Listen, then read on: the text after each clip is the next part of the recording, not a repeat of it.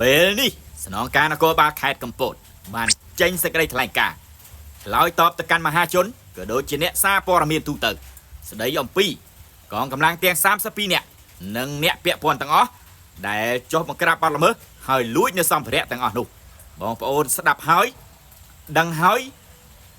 លែងមានចម្ងល់ឆ្ងល់ទៀតហើយដោយសារតែមានការបកស្រាយយ៉ាងច្បាស់និងសុំការយោគយល់ដើម្បីបញ្ចប់នីតិវិធីទើបបង្ហាញមុខអ្នកទាំង32នាក់នោះជាសាធារណៈតាក់ទងជាមួយនឹងរឿងរ៉ាវនេះនៅខេត្តណាខ្ញុំមិនដឹងទេតែបើនៅខេត្តកំពតនៅក្រោមការដឹកនាំរបស់តុលាការមុខដែកគឺឯកឧត្តមម៉ៅធនិនអ្នកអនុវត្តច្បាប់មិនសំចៃដៃអ្នកអនុវត្តច្បាប់មិនលំអៀងអ្នកអនុវត្តច្បាប់ប្រកបដោយតម្លាភាពនិងយុត្តិធម៌ត្រឹមត្រូវធ្វើការងារបម្រើរាជពិតប្រាកដខ្ញុំជឿថាឯកឧត្តមនិងថ្នាក់ដឹកនាំទាំងអស់ពិតជាធ្វើឲ្យប្រជាពលរដ្ឋពេញចិត្តនឹងការអនុវត្តច្បាប់ទៅលើសមត្ថកិច្ចនិងកងកម្លាំងដែលចុះអនុវត្តច្បាប់ហើយចុះបង្ក្រាបបទល្មើសហើយបានលួចយកនៅសម្ភារៈផ្សេងអំពីទីតាំងនោះដូច្នេះហើយបងប្អូនប្រជាពលរដ្ឋមេត្តាកុំងើយឆ្ងល់ហើយជឿទុកចិត្តលើឯកឧត្តមដែលជាអ្នកអនុវត្តច្បាប់ប្រជាពលរដ្ឋស្រុកខ្មែរមហាជនទូទៅតែងតែឲ្យតម្លៃនិងគោរពស្រឡាញ់នៅការដឹកនាំនិងការកាត់ក្តីរបស់ឯកឧត្តមទាំងតាំងពីឯកឧត្តមនៅខេត្តពោធិ៍សាត់រហូតដល់ខេត្តកំពតប្រជាពលរដ្ឋសាទរនិងគោរពស្រឡាញ់ការដឹកនាំរបស់ឯកឧត្តមខ្លាំងបំផុត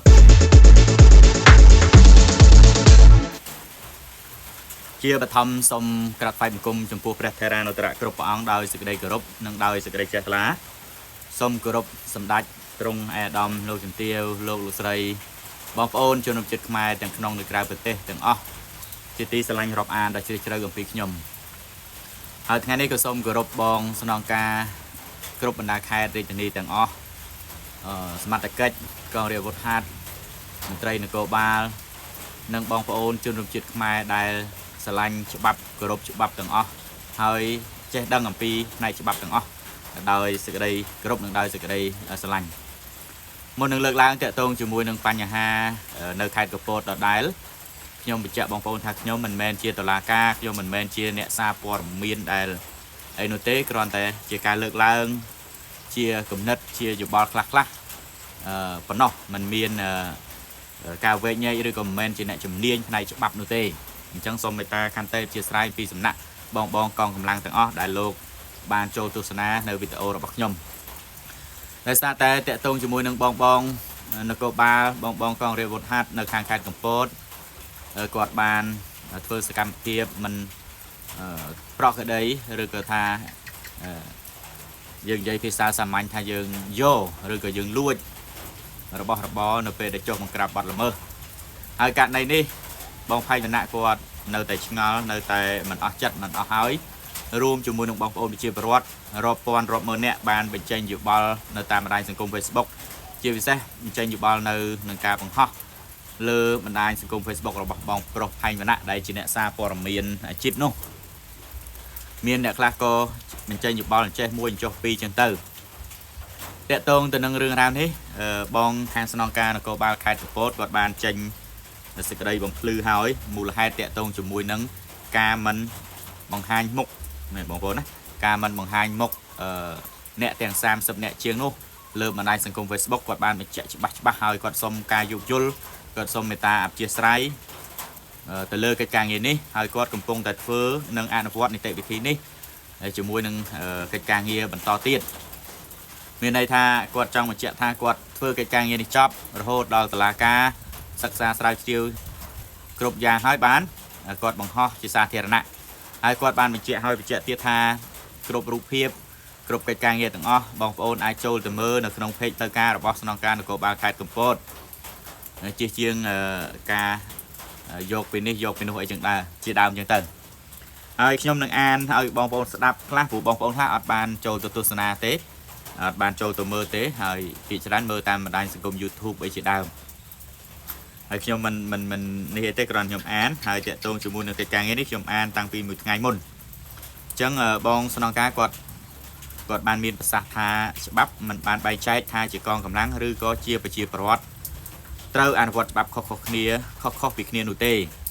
ច្បាប់ត្រូវអនុវត្តដោយតម្លាភាពនិងស្មើភាពគ្នាចំពោះសមត្ថកិច្ចដែលបានធ្វើខុសនេះគាត់បញ្ជាក់អញ្ចឹងបងប្អូន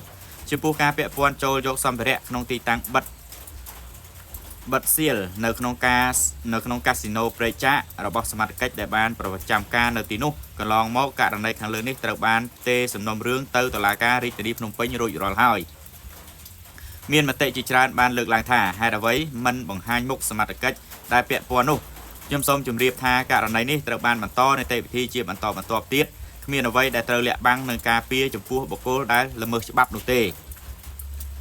គ្មាននឹងបានធ្វើឲ្យប៉ះពាល់យ៉ាងធ្ងន់ធ្ងរដល់កិត្តិយសរបស់កងកម្លាំងនគរបាលជាតិនោះទេអានេះអ្វីដែលបងគាត់មានប្រសាសន៍ហើយបង្ហោះជាសាធារណៈនៅលើเพจស្នងការនគរបាលខេត្តកំពតអញ្ចឹងគាត់ថាសមត្ថកិច្ចក៏ដោយពលរដ្ឋក៏ដោយមានអនុវត្តច្បាប់ស្មើគ្នាតម្លាភាពអត់មានប្រកាន់ទេ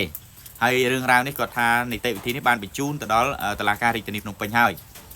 អញ្ចឹងនេះជារឿងមួយគាត់បង្ហោះមួយថ្ងៃមុនហើយមួយថ្ងៃមុនទៀតដែលសារតែមានការឲ្យអ្នកខមមិនរហូតដល់674នាក់មកដល់ម៉ោងនេះហើយអ្នកដែលឲ្យមេដៃនោះគឺ 11K.4 អ្នក share 606នាក់ហើយអ្នកទស្សនានោះគឺច្រើនណាស់ព្រោះលំដាប់នេះទៅហើយព្រោះរឿងរ៉ាវតាក់ទងប៉ះពាល់កិត្តិយសខេត្តនិងកងកម្លាំងស្ថាប័ននគរបាលនិងកងរាជអាវុធហត្ថខ្ញុំសូមជម្រាបបន្ថែមថាការមិនបញ្ចេញរូបថតជនសង្ស័យចំពោះករណីនេះតំណាងអាយកានៅបន្តធ្វើការសាកសួរនិងស្រាវជ្រាវបន្តទៀតចំពោះជនសង្ស័យទាំង32នាក់រួមនឹងអ្នកទទួលផលចំនួន4នាក់បានបញ្ជូនទៅដល់រាជធានីភ្នំពេញដើម្បីបន្តនីតិវិធីមុននឹងក្រោយអ្នកពាក់ព័ន្ធនឹងត្រូវធ្វើការផ្សព្វផ្សាយមិនហួសពេលនោះទេអានេះអ្វីដែលគាត់មានប្រសាសន៍មិនមែនគ្រាន់តែចង់ឲ្យសមត្ថកិច្ចបង្ហាញមុខជនសង្ស័យទាំងនោះនៅពេលនេះហើយត្រូវបំផ្លាញទៅដល់ការងារស្រាវជ្រាវនិងពាក់ព័ន្ធផ្សេងទៀតនោះទេនេះគាត់បានបង្ហាញអញ្ចឹងសូមបងប្អូនមានការយោគយល់ចំពោះករណីនេះបើសមត្ថកិច្ចមានចេតនាអ្វីមួយនោះមិនមែនយើងខ្ញុំខិតខំស្រាវជ្រាវរហូតដល់គាត់ជិះខ្លួនជនសង្ស័យចំនួន32នាក់រួមនឹងអ្នកទទួលផល4នាក់ទៀតនោះទេនេះអ្វីដែលគាត់មានប្រសាសន៍គឺច្បាស់អញ្ចឹងហើយអ្នកខមមិន480នាក់អ្នក share 408នាក់អ្នកចុចឲ្យបេះដូងនោះគឺ 7K អញ្ចឹងគាត់សុំការយោគយល់ម្ដងហើយម្ដងទៀតថា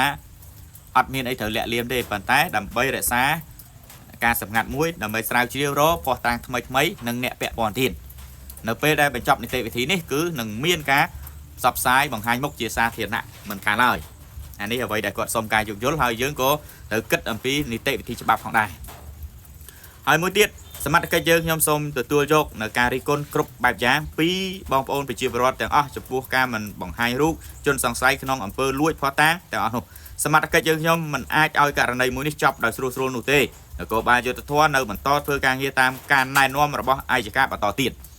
អញ្ចឹងនីតិវិធីច្បាប់គេមានបែបបទរបស់គេហើយមានបែបបទរបស់ខាងនីតិវិធីហើយយើងចង់ដឹងវាចេះចង់ដឹងហើយប៉ុន្តែមុននឹងក្រោយគង់តែដឹងទេអញ្ចឹងហើយគាត់បញ្ជាក់ទៀតនៅคลิปមួយទៀតគាត់បានបញ្ជាក់នៅក្នុងនឹងទៀតគាត់ថាមេណាធ្វើមេណាពាក់ព័ន្ធត្រូវតែប្រឈមមុខចំពោះមុខច្បាប់ទាំងអស់រួមទាំងរូបខ្ញុំផងដែរប្រសិនបើខ្ញុំមានការពាក់ព័ន្ធក្នុងករណីខាងលើនេះ